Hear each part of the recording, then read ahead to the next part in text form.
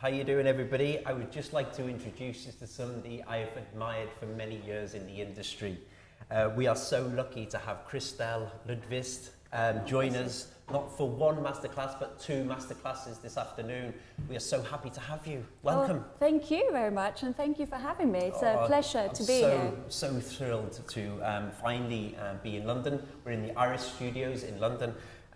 Waiting to film this afternoon. The live classes go live at 11:30 and 2:30. But before we even get going, can you tell our viewers a little bit about you, your background and your career? Yeah, sure.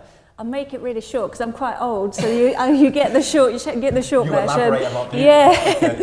So originally I'm from Sweden, so I moved over here a very long time ago, about 19, 20 years ago, because at the time I wanted to be the best that I could be in hairdressing. And at the time it was when that sort of toning guy movement was massive. It was huge, wasn't it? It was huge. Massive, it was massive. And I guess at the time I felt that I needed to be in the country and in the city where everything was happening. Yeah, of course. And to be honest, still to this day, I feel like London is still the mecca of hair and fashion. So I moved quite early age when I was 18. And then, I started my career with toning guy. And at the time I did both, cut and colouring. And then over the years, I worked for various leading companies. I worked for a couple of different manufacturers. I was with Weller Professionals for a long time. Okay, you were, weren't you? Yeah. Yeah. How long were you in Weller? I was with Weller, I think, about 4 years, I think, at the time. Yeah, and that's sort of, I guess that was my real introduction to colour as well. What was your position? So at the time, it's called a technical educator. So I trained all their technical courses, helped out when they did, colour trend vision. Your job role there, you wear a few different hats because you do all the education aspects of things, then you support all the guest artists, so you do lots of shows and education. But yeah, that was my real, I guess, sort of first connection to education, because that's what I did, day in, day out. And education before that point? This was your introduction? No, I think this was my real introduction. At the time, I was still quite young. I was 23, 24, so that's when it sort of started. I actually thought you were 23 or yeah, 24. bless you, yeah. Well, you can come again, I like that. No, long time ago. I'm 39 now, so yeah, long time ago. But yeah, that's how it all started. And then from there, I went on to work with Hob. With Akin Kanisi, who is, someone that I still very much admire and look up to, yeah. And I guess, again, the education sort of role continued there, and then I was fortunate to do the British Hairdressing Awards with those guys. Okay. And that's when I was really lucky to receive that and also win the awards. And from there I went on to, you know what, it was something I never expected to do, which it just sort of happened, and I guess I'm very grateful for that experience. And I think, to be honest with you, that really opened up my sort of career a bit more as well, especially with clients, and I guess you get a little bit more noticed in the industry. Oh God, and was that with colour? Did you do colour? Yes, so purely colour. So I guess from the age of 24, I've just really focused on colour. That's been your niche, if you like. Yeah, it's, I can still do styling, and I have an understanding of it. There's a slightly different shift in the market now where people are doing more all-rounders, aren't they? There's a lot more all-rounders, but even at that time, that comes from my era where I was, like, you either went into styling or technical work realistically. Yeah. And I think it's so important to have an understanding of both, because especially with colour, you've got to see movement and shape and understand the cut of the haircut that you're colouring, because with colour you can do so many different things. You can create something that looks thick or thin or textured, but it's all about working with the existing shape. I think the colour shift this day and age has completely changed. We're going to come to that point now shortly in a minute, because I want you to elaborate a little bit more on that. Yeah. But look, where did you go from Hob then? So then I went to TIGI. And then I, which I'm still very much involved with, but not as a full-time role. Yeah, it's been fantastic. So I guess I kind of went back to my roots and connected with Anthony and Pat again, which was amazing. So they were doing some good stuff back then, amazing. Including yourself. Yeah, you know, I think for a lot of people, I mean, they're such icons, aren't they, in the industry, and you know, the stuff that they do now with their Infringe magazine, I mean, they're very special people. Pushing the boundaries, and they always have. 100%, you know, yeah. I always think they've always had that sort of drive to, you know, innovate and push boundaries. Yeah. And, you know, it's always been the forefront of fashion, and even 100%. still today, he's still producing that, you know, the magazine with, you know, collaborating with many different stylists. I think it's amazing. I just think they just think outside the box, you know, and then when they have an idea, they just run with it and they make it work, and it's amazing, you know. I guess their thought process is slightly different to some of us as well, which makes it very unique, you know, which is good. So so I've been with TIGI now for just over 6 years, and obviously alongside this as well, I've opened my own salon. So I guess now I'm with them still leading colour, but I've also got my salon in Notting Hill called Still. Is a Swedish term for? Yes, it is. It's Swedish for style. For style? Yeah, right, yeah, which I'm sure you know. No? I did. Yeah.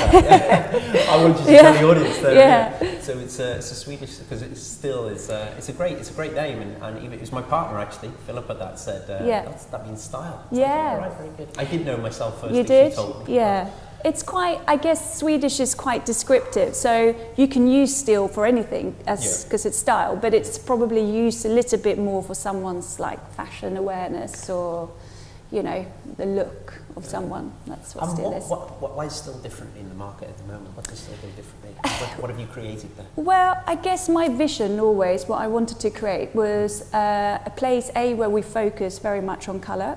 The whole experience is super important to me, so I wanted it to be a place that doesn't necessarily look exactly like your traditional hairdressing salon. So it was important for me to have something that was a bit more boutique-y, that has definitely more of a Scandinavian vibe to it. And we focus more on colours, so the service, the length of appointment, how we do things, consultation, super important to us. I guess our concept and vision and what we do and the look and feel of the services that we do is a bit more editorial inspired. So it's quite simple but very fashion led. Very fashion led. Wonderful. Listen, who has been a big influence in your career, or do you have a muse, say, for instance? I think I have a lot of people. I think over the years I've always looked up to different people. Anthony, definitely. I mean, he was like the first icon, I think, when I first started my career.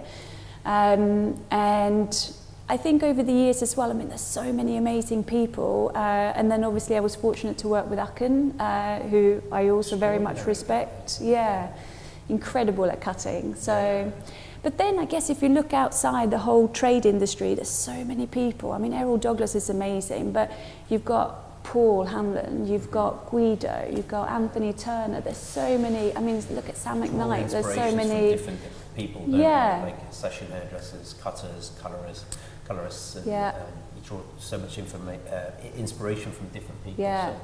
And I think to this day as well. I think in the colour world, I mean, Annie Humphries is amazing, but to me, Josh Wood, John Frieda, I mean, incredible in terms of what they've created as well. Put a stamp on the industry, haven't they? Become icons in their own way. Yeah, definitely. Listen, tell me, give us a two-part question, realistically. Give us one of your highlights this year, and give us a career highlight as well. Okay, highlight this year, I think, if I just look, well, there's so many different highlights. I guess if I wear my TIGI hat, I think it's been amazing because we produced an amazing collection. We launched a brand new range called Copyright, which is a luxury hair care range, and we've had amazing success with that, which has been really great. In terms of the salon, definitely the team, the salon grew very quickly when I first opened it, and I think it's 2.5 years ago. 2.5 years ago, okay. But it's only this year, I think, where the team is right. It's super busy all the time. We've done some amazing collections, so I feel we're on a good path now. So, yeah, getting the right team was probably the most crucial. Difficult. Oh, yeah. Yeah, and I've got some amazing people in there now. So I think that's been my highlight, that it's all gelled. Who takes your team? So in total there's 8 of us. So it's not a big salon, but you know, big enough for our little space, I guess. Yeah. Big personalities, I guess, and great staff, I'm sure. Yeah, 100%. Yeah, they're very good, all of them. They're amazing. So yeah, I guess... Career highlight? I guess back in the day when I won the British Hairdressing Awards, definitely. That was definitely a career highlight. And opening the salon, definitely a career highlight, because I guess my life changed very quickly overnight, I guess, when I did that, in a good way, you know. And it come to a point where you were like, right then, I want to do my own salon, or was it something that was always something you wanted to do? Yeah, I think it's always been in the back of my mind, but I've never felt that the time was right, or the timing was 100% right. And then, yeah, I guess over the years doing all the travelling and all the good stuff with TIGI, I felt that this is a really good time now just to sort of, I guess, sort of grow and develop myself further and to open my own business. So, yeah, which has been good. Tell me a little bit about, look, you've done multiple stage presences. Tell me that feeling before going onto a stage in front of, like, you know, hundreds or even thousands of people. How does that feel? Do you know what? I think because I've been doing it for so long, I don't feel nervous, but I feel excited, I guess. Adrenaline, you feel excited. I would only feel nervous if I wasn't prepared. So if I, you know, always make sure I take at least 5-10 minutes just in my head to make sure that I know the running and I know, you know, how I'm going to open up. Yeah, exactly. Once I know that, then it will kind of unfold. It's a daunting thing. Oh, 100%, yeah. So you walk out on stage, you know, it's the team of people. I mean, I know you've got the support of the team. It's not just you yourself going up there, but there's a team of people, and it is a daunting, sick feeling for some people. Yeah. What advice would you give to somebody, like, if they were first going out there? Yeah. Is there like a routine that you do before going out?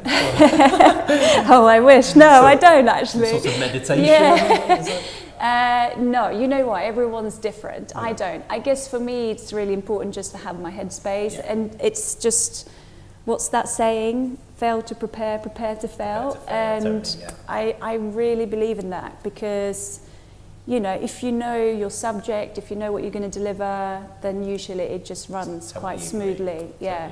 So it's just being prepared and sort of practice, I guess. Sometimes as well, I sometimes think if you're too rehearsed, comes across as rehearsed, and you've got to be natural and find your feet that way. Yeah. The first like few seconds is like, you find your feet and then get your the method going, I guess. You know. You know, everyone's different, I guess. Some people, they don't rehearse. You know, for them it just works going out there and it just flows. But I'm not one of those people. I just have to kind of... You have to be prepared. Yeah, a little bit at least in my head, so I know roughly. But yeah, listen, I think for anyone that starts, the more you do it, the easier it becomes. And it's just practice makes perfect, I guess. And the more confident you become with it, the more easier it becomes as well. Okay, very good. Listen, where do you see colour going now? Oh, it's... You're talking about colour earlier, briefly. Where do you see, I mean, it's been a massive shift in the industry right now. It's almost become the forefront, you know, colouring. Yeah, it's been great. Pastel colours and different colours have been coming out.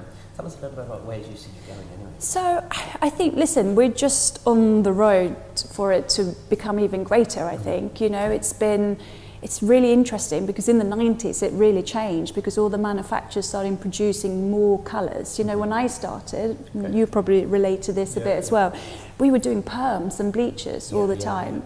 Whereas now there's just so many products, there's so much available as well. So it's interesting because what's lovely about colour now is that classic, couture, you know, editorial, whatever you want to categorise it in, street, it's all very accepted now, whereas quite a few years ago, classic was almost seen as something a bit boring, whereas classic now can be very chic and, you know, minimal can be very effective. So it doesn't have to be bold and loud, it can still be quite classic and chic. And I think that's why balayage, for example, has been so popular as well. Would I be right in saying it's almost become a classic? 100%, I agree with you. It's been done for so many years in different ways, and it's been evolved, I guess. But like, you know, the ombres, the balayages, the bespoke colouring, I guess. Yeah. It's almost become a classic technique now, isn't it? Yeah, definitely. Yeah, 100%. And even, I guess, pastel toning, you know, like quite a few years ago. Right, yeah. I remember, I mean, this is a long time ago, like 2008, I think. Ellie Goulding was one of my clients at the time, and we took her pink for one of her, I can't remember, it was one of her performances, and at the time it was like, oh my god, she's gone pink. Yeah. Whereas now that's like quite normal, isn't it? Yeah, like anyone. Even I have clients that a bit older now that have a bit of pink in their hair, but that's fine. So that's become quite classic as well. So yeah, which is exciting, I think, because it just means that people are a bit more open to it as well. Aside from hairdressing, what are your passions? You know what? I'm going to sound really boring. Gritty now. Yeah, oh my god, my goodness. How long have we got? Well, I do love loads of things outside hairdressing. I love sport, exercise. I used to have my own horse when I was younger. I used to do lots of riding. But I guess with your career, like hairdressing is a lifestyle for me. It's not necessarily a job, which means it absorbs a lot of my time. But when I do have some spare time, I mean, we do everything. I love going to art galleries, you know, going out for you know, great food. I don't ride anymore, unfortunately, but if I could pick that up again, I would love to. Okay. One of my questions was actually, tell us something we don't know about you. But I guess sorry, I've just told you. Yeah. Is there anything else? Can you complete a Rubik's Cube or something? Or? No, I wish I could. I can do that, by the way. Can you? Yeah, so well, I just wanted to get that in. I'll tell you, I'm just, I'm just a qualified first aider. People probably don't know about that. Yeah, so there you go. That's something people don't know. All your team are very safe. There we go. Very good indeed. That's something I didn't know. There you go. Listen, what's next for Still Salon or Christel? Oh my goodness, loads of stuff, I guess. So eventually we want to sort of expand on the brand as well. So I think next thing would be to open up another salon. Eventually I would love to be in London, okay. And then at some point in LA, love to be over there as well, And then just, no, you know what? No, I don't think so. Yeah. Should never say never, but no, I don't think so. No. Back in your hometown? Where is your hometown anyway? Stockholm. Stockholm, yeah. Stockholm. Yeah. Very good. Indeed. So I guess that's the future along with other things. Yeah. Okay, great. Listen, tell us a little bit about what you're going to be doing in today's classes. You've got 2 classes. Yep. You've got the Aurora. Yep. And you've got Scandi Blonde. Yep. Tell us a little bit. Yeah. Well, firstly, thank you very much for having me. I'm very excited to have you. So so Aurora. So that's a technique from TIGI's retrospective collection, which was launched this year, 2018. And Aurora is really a technique and method about different blending techniques. So I'm going to show one particular technique, and it really just sort of explores how to create fluid colours between richer saturations of tone to lighter pastel tones. It's more of a fluid sort of blending technique between different tones. Commercial as well? 100%, because I think what's lovely about this is that you can go as creative as you want to, or quite commercial, depending on your colour choice. Okay, because you can wash them out in a bit more pastel-y maybe. Yeah, so this particular technique you could use, so you would apply the same method, but you change your colour mixtures, I guess. So you can either go really vibrant, but you can do it for blondes, brunettes, where there's just a slight transition in tones as well. So very commercial. That's Aurora. I'm going to go a bit more creative on this one, so we'll pop a bit more. Wonderful, wonderful. Scandi Blonde, I guess, is still signature sort of service, I guess. This is great, because people can use this as well. I mean, they can use the Aurora as well, but I guess the Scandi Blonde, to me, it just epitomises what you do as well. You know, you're Scandinavian. Yeah. But the beautiful blonde hair, I'm assuming that's what you're going to be doing. Yeah, 100%.